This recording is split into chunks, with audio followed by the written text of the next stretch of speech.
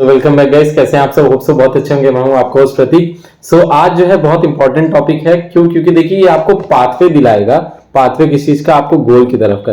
कभी भी जब आप अपनी गोल की तरफ बढ़ रहे होते हैं तो सबसे इंपॉर्टेंट बात जो होती है वो ये होती है कि आपको उसको डायरेक्शन क्या देने वाले हो। डायरेक्शन अगर सही मिला तो आपको पहुंच जाएगा। इट्स लाइक कि आप जब दिवाली का रॉकेट जला रहे होते हो ना, तो क्या होता है जब आप रॉकेट जलाते हो, अगर उसको डायरेक्शन सही मिल जाती है तो ऊपर जाके अच्छे से फूटता है, और अगर डायरेक्शन नहीं सही मिलती तो बगल वाले के घर में जाके फूटता है। तो देखिए वही सिंपल सी चीज है, आपको पाथवे आपके पास होना, राइट स्ट्रेटेजी होना बहुत इंपॉर्टेंट है। तो बात करेंगे आज कंप्यूटर के अंदर 100 नंबर लाएंगे। और अब सबसे पहली चीज बात कर लेते हैं 100 नंबर चाहिए क्यों। मैं कहता रहता हूं कि 1 लाइफ 1 नेम 100 और 100 नंबर लाने ही लाने। तो सबसे आपको एक इंपॉर्टेंट रीजन बता दूं, अभी तक जितने लोग ने कभी भी किसी भी एग्जाम के अंदर 100 नंबर नहीं स्कोर किया है, या आपको लगता है कि जितने लोग का कॉन्फिडेंस डाउन है ना, स्पेशली मेरी उनसे ये रिक्वेस्ट है कि प्लीज इस बार मेहनत करके देखो यार। जब 100 नंबर आता है ना तो उससे अच्छी बात कुछ नहीं होती है। मैंने जब पढ़ाया, मैंने ऐसे ऐसे लोगों को देखा हुआ है कि जो ऑफलाइन क्लासेस के अंदर मुझसे पढ़ रखे हैं। एक दो स्टूडेंट्स ऐसे हैं जिन्होंने जिंदगी में ऐसे हुआ कि उनके कभी 90s में नंबर नहीं है, और जब 100 नंबर आते हैं ना तो उनकी खुशी अलग होती है, उनके माँ बाप की खुशी अलग होती है। तो एक बार वो टेस्ट करके देखो यार, बहुत मजा आएगा। तो और ये बहुत बहुत सिंपल सी चीज मैं बता रहा हूँ कि एक राइट स्ट्रेटेजी यूज करके आपको, जब आप, मैं वही एग्जांपल वापस से दूंगा कि आप जब दिवाली का रॉकेट अगर आपने पहले कभी नहीं जलाया है ना, एक बार जलाओगे, जब एक बार फूटता है उसके बाद फिर हर बार दिवाली पे सोचोगे रॉकेट जरूर लेके आते हैं। तो ये वाला रॉकेट एक बार ट्राई कर लो और एक बार फोड़ोगे तो बहुत मजा आएगा। Right strategy. तो आओ, दूसरी सबसे इंपॉर्टेंट बात होती है कि आपके ये परसेंटेज 100 नंबर जो है, ये आपके परसेंटेज को बहुत तेजी से ऊपर, आपका जो ग्राफ है ना परसेंटेज का, उसको ये ऊपर लेके जाता है। क्यों? क्योंकि ऑब्वियसली बात है, बाकी में अगर 90s में है, उसमें 100 में है, तो ये आपके परसेंटेज को पुश कर देगा। मैथ्स इतनी आती है, आप इतना तो समझ रहे हो कि अगर एक सब्जेक्ट में 100 आ रहे हैं तो परसेंटेज आपकी पुश करेगा तुरंत का तुरंत। ठीक है, तो पाथवे अब कैसे जाएगा, क्या चीजें होंगी, क्या अप्रोच, जिनकी कुछ भी प्रिपरेशन नहीं है उनको भी, और जिनकी प्रिपरेशन है वो रिवीजन अगर करने जा रहे हैं तो किस तरीके से रिवीजन करें। तो मैं सबसे पहली चीज आपको बता दूं, आपका पेपर जो होता है थ्योरी और आपका प्रोग्राम्स में डिवाइडेड होता है। तो इस वजह से आपको एक चीज पे ध्यान रखना है, 40 और 60 का रेशियो होता है, 40-60 पे आपका होता है। तो देखिए थ्योरी के अंदर एक चीज मैं बताऊं, फ्रीक्वेंटली आस्क्ड क्वेश्चन जो है आपको करने बहुत इंपॉर्टेंट है। जो मैं ऑनलाइन 1-to-1 सेशंस लेता हूं उसके अंदर एक शीट देता हूं फ्रीक्वेंटली आस्क्ड क्वेश्चन की। इवन उसकी बहुत सारी वीडियोस पड़ी हुई यूट्यूब के ऊपर, तो आप जाके देखिएगा फ्रीक्वेंटली आस्क्ड क्वेश्चन थ्योरी की। देखिए थ्योरी के अंदर सबसे बड़ी चीज जो है, आपको बहुत सारे लोग जो है आपको बता देंगे कि 8 घंटे थ्योरी को एग्जाम के पहले दे देना, या फिर इधर देख लेना उधर देख लेना, 8 घंटे में थ्योरी आपकी हो जाएगी। लेकिन मैं आपको बताऊं, अगर 100 नंबर के लिए आप खुद को प्रिपेयर कर रहे हो ना, तो 8 घंटे इज नॉट सफिशिएंट। कोई भी एक रात पहले पढ़ाई करके या फिर एक दिन पहले पढ़ाई करके नहीं हो पाएगा। आपको मिनिमम 5 दिन अलग से थ्योरी के लिए निकालने पड़ेंगे। क्यों निकालने पड़ेंगे अब ये मैं बता दूं। थ्योरी के अंदर क्या आता है, डेफिनेशंस आती हैं। थ्योरी के अंदर क्या आता है, आउटपुट आते हैं। थ्योरी के अंदर क्या होता है, आपके ड्राई रन चेक किया जाता है। थ्योरी के अंदर क्या होता है, आपके नंबर ऑफ लूप्स कितने टाइम चल रहे हैं ये चेक किया जाता है। आपको एरर फाइंडिंग चेक कराई जाती है। सिंटेक्स आपको पता होना चाहिए। आपको डेफिनेशन के अंदर जो कीवर्ड्स होते हैं वो सही से लिखना चाहिए। तो आप समझो ना, डेफिनेशन क्या एक दिन में पूरा का पूरा रट के सारे के सारे कीवर्ड्स आप एक दिन में कर सकते हो। बहुत सारे लोग होंगे जो कहेंगे 8 घंटे में कर लो, 10 घंटे में कर लो, 15 घंटे में हो जाएगा। देखिए मैं बहुत सिंपल सी चीज आपको बता दूं, फ्रीक्वेंटली आस्क्ड क्वेश्चन करने से होगा, बहुत अच्छे से आपकी पूरी प्रिपरेशन हो जाएगी। लेकिन जब आप 100 नंबर की प्रिपेयर करें तो वहां पे जो आपके कंप्यूटर के अंदर 90 नंबर का पेपर होता है ना, वो तो ऐसे अगर आपने अच्छे से पढ़ाई की तो बहुत इजीली हो जाता है। लेकिन वो जब 95 से उसके बाद फिर 100 तक का जो डिस्टेंस होता है, वो 5 नंबर का ना, वो यहीं पे जाता है आपका वो, और वो थ्योरी के अंदर ही होता है। 2 नंबर से बच्चे चूक जाते हैं, 1 नंबर से बच्चे चूक जाते हैं, क्योंकि कोई थ्योरी को फॉर ग्रांटेड लेते हैं। तो मैं आपसे रिक्वेस्ट करूंगा कि फ्रीक्वेंटली आस्क्ड क्वेश्चंस की पूरी शीट लगाइए, पूरा अच्छे से समझिए कि उसको कैसे क्या चीजें करनी। ऐसा क्यों? देखिए फ्रीक्वेंटली आस्क्ड क्वेश्चन क्यों इंपॉर्टेंट है, क्योंकि डेफिनेशन बेस्ड है, आपका ड्राई रन बेस्ड है, आपका क्या कहते हैं सिंटेक्स बेस्ड है। तो ये सारी चीजें तो चेंज नहीं होने वाली, डेफिनेशन तो नहीं चेंज होने वाली। जैसे a plus B is equal to what, b plus A. तो अगर a प्लस बी पूछेगा तो उसका भी आंसर a प्लस बी ही होगा, और b प्लस ए तो वो भी a प्लस बी, मतलब जो भी, अगर 5 प्लस 4 9 होता है तो 4 प्लस 5 भी तो 9 ही होगा। तो उसी तरीके से डेफिनेशन को घुमा के अलग तरीके से पूछेंगे, बट बात वही होगी। तो इस वजह से आपको फ्रीक्वेंटली आस्क्ड क्वेश्चन और बहुत ज्यादा प्रैक्टिस करने की नीड होती है थ्योरी की। देखिए थ्योरी को ऐसे ग्रांटेड नहीं लेना है, जब और प्रैक्टिस, अब उसका राइट अप्रोच क्या होता है, ये नहीं कि बैठ के थ्योरी रटे जा रहे। जब आप प्रोग्राम्स कर रहे होते हैं ना, तो उस टाइम पे जब कोई भी चीज आती है तो देखो कि उसके अंदर थ्योरी, जब इस प्रोग्राम की जब आप थ्योरी पढ़े रहते हो तो जब ये प्रोग्राम करते हो तो इसके अंदर मैच कराओ कि अच्छा ये पर्टिकुलर चीज का ये मतलब होता है तो इससे ये होता है, तो उसकी एक प्रॉपर डेफिनेशन बना लो। ठीक है, जैसे डेटा टाइप क्या होते हैं, data types are the words which tell the type of data to be stored. हम लोग प्रोग्राम के अंदर देखो, अच्छा INT लिखा, उसके बाद ए लिखा, तो ये बता रहा है ए को कि ये क्या है, एक ऐसा वर्ड है, ये क्या है, एक ऐसा वर्ड है जो कि बता रहा है कि ए के अंदर कैसा डेटा स्टोर होगा। तो इसी तरीके से आपको थ्योरी और प्रोग्राम्स को आप क्या करो, रिलेट करा के पढ़ो। रिलेट करा के पढ़ोगे तो आपको बहुत आसानी हो जाएगी। ड्राई रन होता है, प्रोग्राम के ड्राई रन कराओगे तो अपने आप थ्योरी की प्रैक्टिस हो जाएगी। सिंटेक्स प्रोग्राम में सही लगाओगे तो अपने आप सिंटेक्स की प्रैक्टिस हो जाएगी। एरर अगर प्रोग्राम में नहीं करोगे तो यहाँ पे अपने आप प्रैक्टिस हो जाएगी।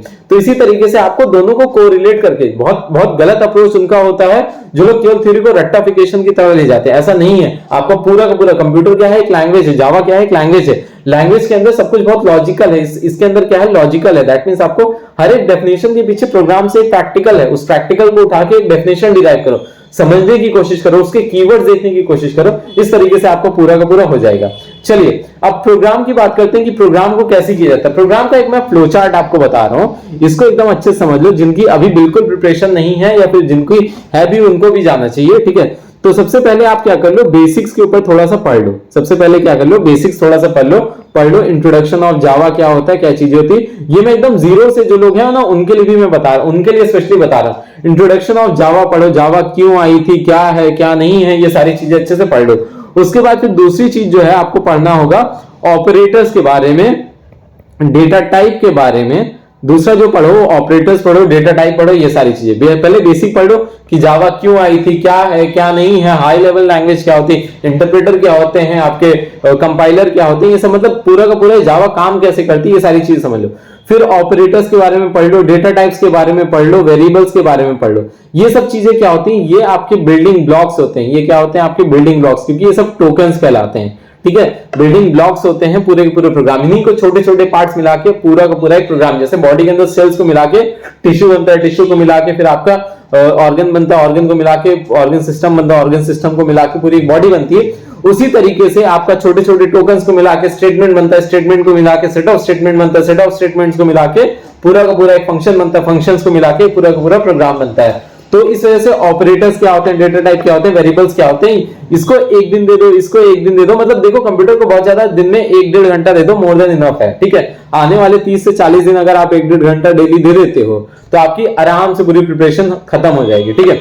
चलिए आगे बढ़ते हैं। अगला जो काम होगा, आपको बेसिक प्रोग्राम्स देखने पड़ेंगे। बेसिक प्रोग्राम्स की मैं बात करता हूं तो बेसिक प्रोग्राम्स, किन प्रोग्राम्स को बेसिक कहते हैं। सम ऑफ क्या करा दो, 2 नंबर्स के प्रोग्राम देख लो, उससे आपको एंट्री की फायदा हो जाएगा, ऑपरेटर्स को यूज कैसे करना है ये सब आइडिया हो जाएगी। उसके बाद एरिया ऑफ रेक्टेंगल कर लो, स्क्वायर कर लो, XYZ कर लो, ABCD कर लो, ये सारी चीजें आप अच्छे से कर लो, ठीक है। उसके बाद फिर अगला काम क्या होता है आपका, पूरा का पूरा मतलब बेसिक प्रोग्राम्स के ऊपर अच्छे से प्रैक्टिस कर लो। फिर अगला आता है डिसीजन मेकिंग, ठीक है। अगला क्या आता है, डिसीजन मेकिंग आता है। ये पूरा का पूरा एक फ्लो है, डिसीजन मेकिंग स्टेटमेंट आते हैं, ठीक है। मतलब इफ एल्स की बारी आ जाती है, जहां आप कंप्यूटर डिसीजन लेना स्टार्ट कर देता है। इफ एल्स हो गया, नेस्टेड आपका इफ एल्स हो गया, इससे एक प्रोग्राम आपका फंक्शंस का आ जाता है। तो इस वजह से ये इंपॉर्टेंट है और ये बेसिक्स हैं, ये आपको बेस बनाएंगे पूरा का पूरा।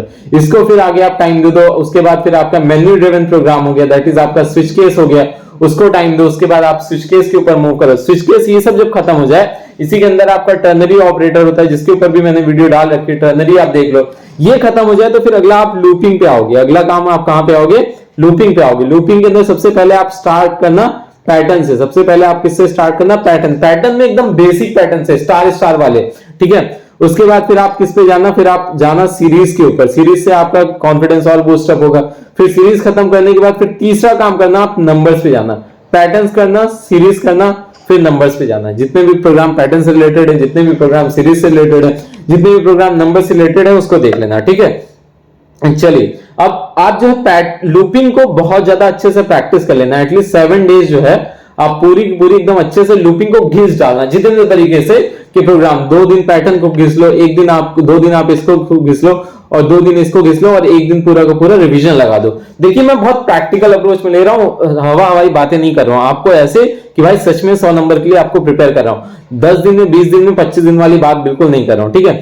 चलिए आगे चलते हैं। आपका इसके अंदर आपका 7 दिन के अंदर आपकी सेल्फ स्टडी प्लस वीडियो से पढ़ के आपको दोनों इंपॉर्टेंट है।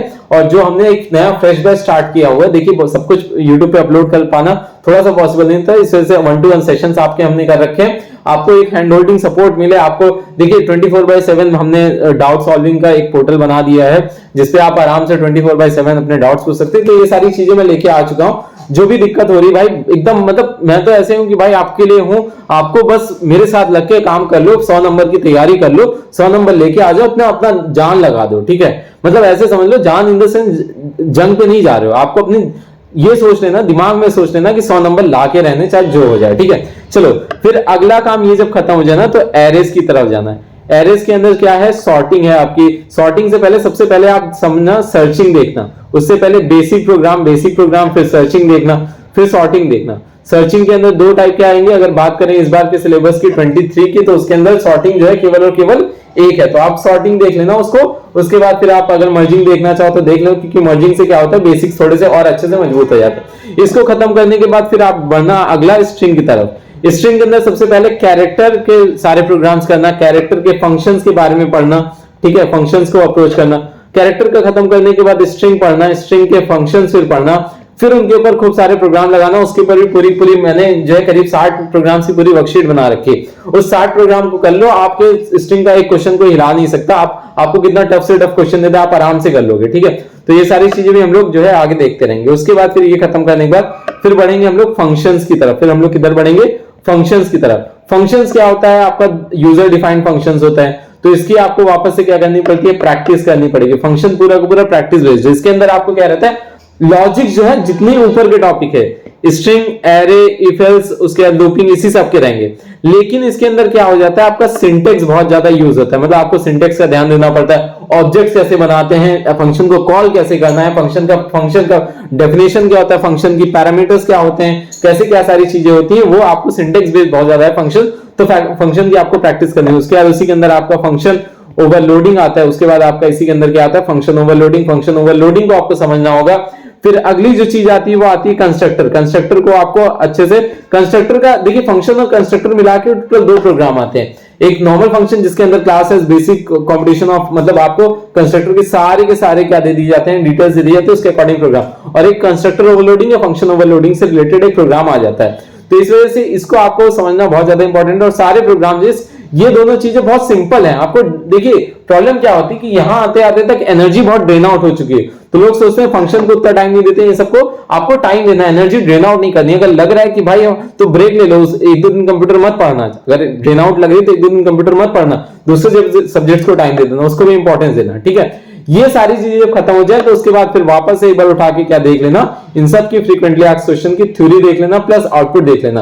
प्रोग्राम आपके अच्छे से हो जाने चाहिए। उसके बाद फिर आपका क्या, रिवीजन अच्छे से करोगे, फिर पूरा का पूरा वापस से रिवाइज करोगे। उसके बाद ज्यादा से ज्यादा वर्कशीट्स लगाओ, जो वर्कशीट हमने दे रखी है उसको करोगे। उसके बाद आप साथ ही साथ क्या करोगे, देखिए मैंने बताया कि आपको 100 नंबर की तैयारी, तो आपको 100 मार्क्स की अगर तैयारी है तो फिर उसके लिए क्या करना पड़ेगा, राइट अप्रोच चूज करना बहुत ज्यादा इंपॉर्टेंट है। तो ये मैंने पूरा का पूरा जो अप्रोच बनाया, जिनको अभी तक कुछ भी नहीं प्रिपेयर है ना, वो अगर ये अप्रोच लेके चलेंगे तो बहुत इजीली कर लेंगे।